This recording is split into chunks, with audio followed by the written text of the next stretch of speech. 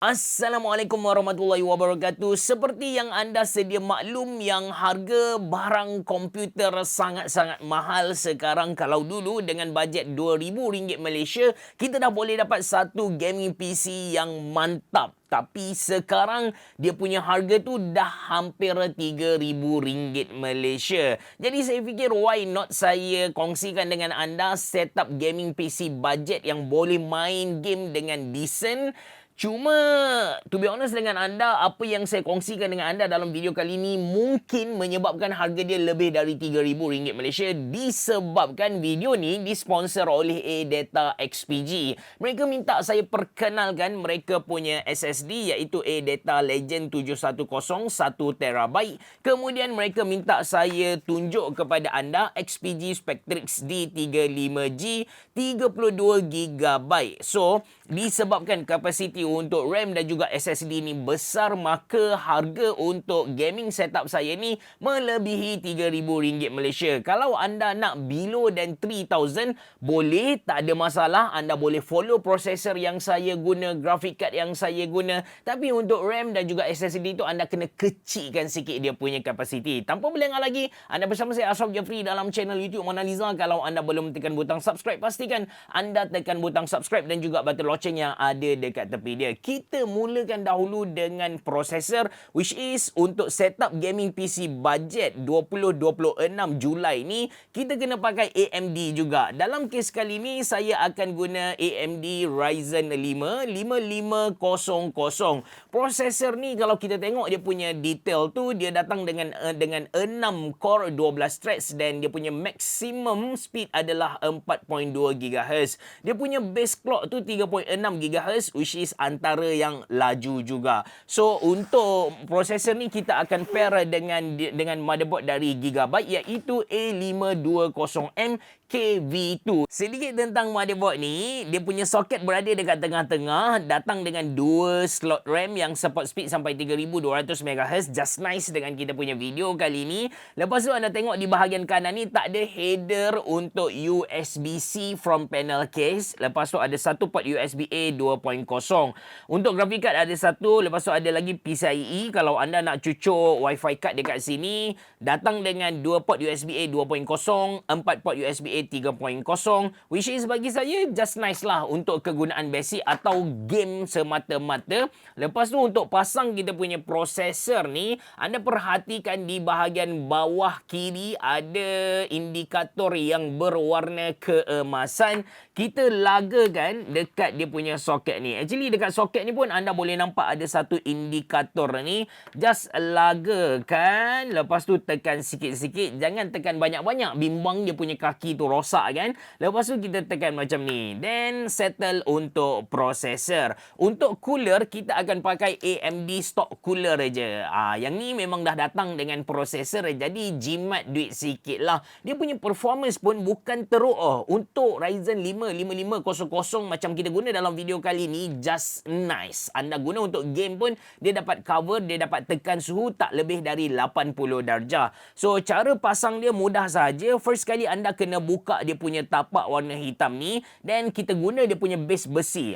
Di bahagian bawah ni ada base besi. Kita just guna dia punya base besi, kita screw dekat dalam. Simple guys. Once dah pasang cooler ke motherboard ni, ambil kabel fan dia ni, anda cucuk ke header fan yang ada dekat atas. Kadang-kadang motherboard tu dia ada banyak fan header dekat bahagian atas. Jangan risau, dia memang dah ada label kepada kita CPU fan. Cucuk dekat situ sebab nanti kita boleh synchronize dia dekat dia punya BIOS. Seterusnya apa yang saya akan buat sekarang adalah saya akan pasang SSD, which is untuk video kali ni kita akan guna A-Data Legend 710. To be honest dengan anda, ketika video ni direcord, saya belum benchmark lagi SSD ni. Saya tak tahu read speed dia berapa, write speed dia berapa. Yang tu kita buat lepas pasang nanti. Untuk pasang SSD ni, cara mudah je. Kita slot in dekat bahagian bawah ni. Cuma, saya nak cerita sikit tentang A-Data Legend 710. Antara kelebihan SSD ni, selain dari dia punya harga,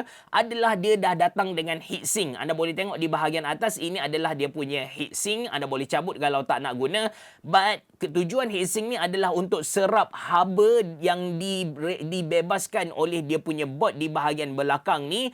keluar. Anda kena tahu yang SSD ni dia lagi lasak berbanding dengan hard disk lama. Dia boleh jatuh lah. Walaupun possibility untuk rosak tu still ada. Cuma dia tak manja sangat. Kekurangan SSD ataupun musuh ketat SSD adalah overheat, lepas tu overcurrent, over voltage. Ini antara salah satu cara bagaimana data nak pastikan yang dia punya SSD ni tahan lama. Nak pasang SSD dekat motherboard ni mudah. First kali anda kena cabut klip yang ada di bahagian belakang. Sesetengah motherboard dia pakai skru, sesetengah motherboard dia just pusing saja, mudah. Jadi anda slot in. Macam ni. Dah settle dah SSD kita ni. Lepas tu anda cucuk balik dia punya klip ni.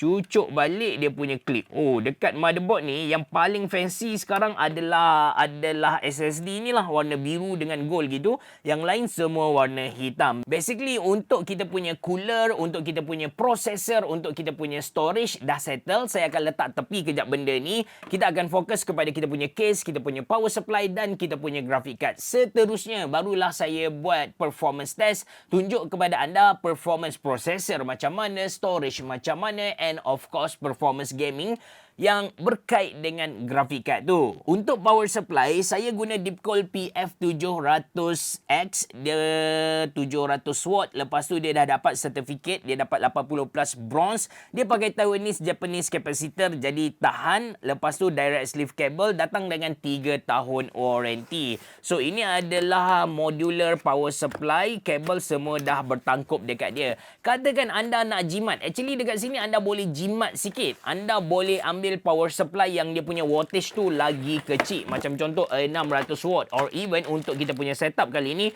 kalau anda nak pakai 550 pun tak ada masalah lah. So power supply ni design dia bagi saya cantik. But kita tak nampak pun dia punya design lepas kita pasang dekat kita punya case.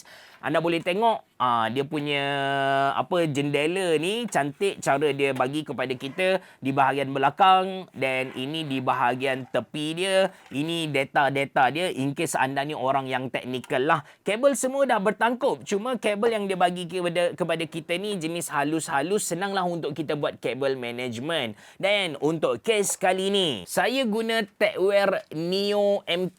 Ini adalah sebuah MATX punya case yang best, dia dah datang dengan 2 biji kipas 120mm di bahagian hadapan. Di belakang datang dengan 1. Jadi airflow tu dah pun lengkap. Anda tak perlu nak tambah duit apa-apalah. Tapi kalau anda nak pasang lagi kipas, anda boleh pasang 2 biji di bahagian atas ni. Anda pun boleh pasang 2 biji lagi di atas dia punya PSU cover.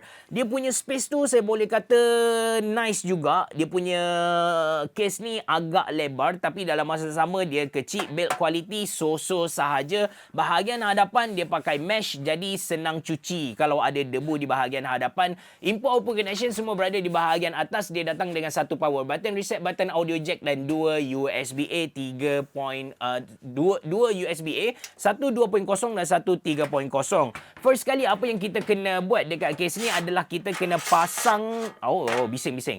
Kita kena pasang kita punya power supply. Kita kena buat cable management dari awal lagi sebenarnya. Power supply tu kita pasang dia punya grill ni menghadla ke bawah.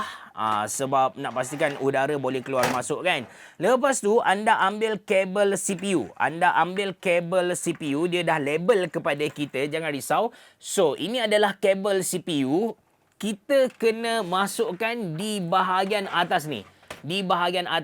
Tujuan untuk kabel management lah, sebab nanti kita akan cucuk dekat motherboard kita di bahagian atas. Seterusnya kita screw dan kita boleh masukkan kita punya motherboard. Sebelum kita masukkan motherboard ke dalam, ambil IO shield motherboard ni, pasang dekat bahagian sini lah. Yang ni kena tekan sikit dan hati-hati. Sesetengah IO shield tu dia sangat tajam, boleh luka tangan kalau tersalah buat lah.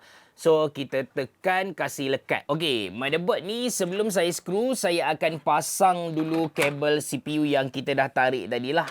Kita pasang dekat bahagian atas ni. Kemudian kita align lah dengan lubang IO shield dekat belakang yang kita pasang tadi. Seterusnya, kita akan pasang graphic card kita. Tapi saya nak unbox dulu. Untuk projek kali ni, kita akan guna MSI Ventus 2X GeForce RTX 5050. Kalau anda beli, ini boleh dikatakan basic graphic card jugalah. Dia jenis dual fan. Dia jenis dual fan. Ada dua kipas. Body dia memang dari plastik. Warna macam ni lah. Dia cantik juga. Bila kita set up dekat PC kita nanti, anda akan nampak lawa lah. Bukan sambil lewa, cacam marba macam tu. So, ini graphic card yang kita akan guna. Kita akan test. Nak pasang graphic card ni mudah je. Anda tengok dia punya kaki di bahagian bawah ni. Ada satu yang pendek, satu yang panjang. Anda lagakan di bahagian dia punya PCI slot yang paling atas ni lah. So, just masukkan. Kemudian anda screw di bahagian belakang. Now, graphic card kita dah selesai pasang. Mungkin ada di antara anda tertanya-tanya bila saya akan pasang RAM. Basically, RAM normally saya akan pasang last kali lah. Cuma sebelum pasang RAM ni, saya akan pasang semua kabel dan buat kabel management. Selesai pun kabel management menggunakan kabel type yang dia bagi, limited dekat situ. Kalau ada, mungkin boleh buat lagi kemasan. Now, kita akan pasang RAM iaitu XPG Spectrix D35G DDR4 RGB memory. Dia 32GB, tapi satu keping ni dia datang dengan 16GB. Macam yang anda tahu, harga RAM sekarang memang mahal lah, sangat-sangat mahal. Dulu 8GB kita boleh dapat below dan 200. Sekarang macam kit yang saya pegang ni, harga dia pun dah lebih dari RM500 Malaysia. So, kelebihan XPG D35G ni adalah dia, yang pertama dia datang dengan dua pilihan warna lah. Anda boleh pilih warna hitam ataupun warna putih. Heatsink dia ni bukan plain, ada corak-corak, dan di bahagian atas ni ada satu light bar yang mana dia menyala dengan RGB, dan RGB dia kita boleh ubah efek menggunakan software dari motherboard tu sendirilah. Dan antara kelebihan lain RAM ni, dia tak tinggi. Jadi kalau anda pakai heatsink yang besar-besar makan space, dia tak akan ganggu lah. Itu antara dia punya kelebihan. Anda boleh pasang macam biasa. Sebelum saya kongsikan performance gaming PC yang saya set up ni, saya nak tunjuk kepada anda LED light bar yang ada dekat XPG Spectrix D35G. Dengan software RGB Fusion dari Gigabyte ni, kita boleh adjust LED, efek LED yang ada dekat RAM ni, which is saya perasan RAM ni dia ada 8 individual LED. Walaupun sekali tengok kita nampak macam satu light bar yang cantik kan, gradient dia tu nampak smooth gila. Tapi hakikatnya ada 8 LED seperti yang anda dapat tengok dekat software ni lah. So, kalau kita pilih static punya efek ni, kita boleh main dengan every single LED yang ada dekat sini. Sebagai contoh, sekarang saya tukar dia punya lampu-lampu ni kepada warna yang saya nak. Anda boleh tengok dia pun berubah mengikut apa yang saya set lah. Ini yang terjadi. Okey, anda boleh tengok warna dia tu berubah. Satu LED warna dia lain-lain lah. Dengan software ni kita pun boleh main, kita boleh tukar kepada pulse, kita boleh tukar kepada flash, color cycle. Dan untuk color cycle ni kita boleh adjust dia punya speed. Lepas tu ada default. Default ni yang cantik ni lah, rainbow punya effect. So, ini untuk dia punya RAM. Seterusnya, saya nak tunjuk kepada anda performance SSD Adata Legend 710. Saya buat benchmark guna Crystal Diskmark. Untuk read speed saya dapat 2700 MB per second. Manakala untuk write speed saya dapat 2068 MB per second, which is dalam kategori yang laju jugalah. Dan untuk gaming, saya test dengan Dota 2, God of War dan juga Cyberpunk. Untuk Dota 2, best setting average FPS sekitar 120 FPS. Lepas tu God of War saya main dengan Ultra setting. Yang ni Full HD, saya dapat FPS dalam 87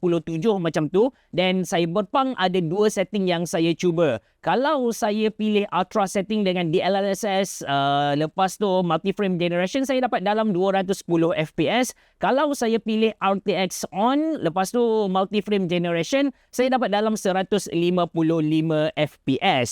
Dari segi cooling system, untuk prosesor tak ada masalah langsung. Walaupun kita pakai AMD stock cooler, saya main Cyberpunk, dia punya suhu lebih kurang dalam 61 darjah sahajalah. Lepas tu untuk grafik card tinggi sikit, lebih dari 70 darjah. But overall, dia punya performance memang mantap sangat. Kalau anda sedang cari satu spesifikasi gaming PC budget, ini antara yang saya boleh recommend kepada anda. AMD Ryzen 5 5500. Lepas tu grafik card anda cari RTX 5050. Kalau anda berminat untuk beli, saya letak link dalam ruangan description box below. Apa-apa pun saya nak ucap terima kasih kepada ADATA XPG sebab sponsor video ni. Kalau anda berminat untuk beli ADATA Legend 710 atau XPG Spectrix D35G, saya pun ada letak link dalam ruangan description box below. Terima kasih kerana menonton. Assalamualaikum warahmatullahi wabarakatuh. Jumpa lagi.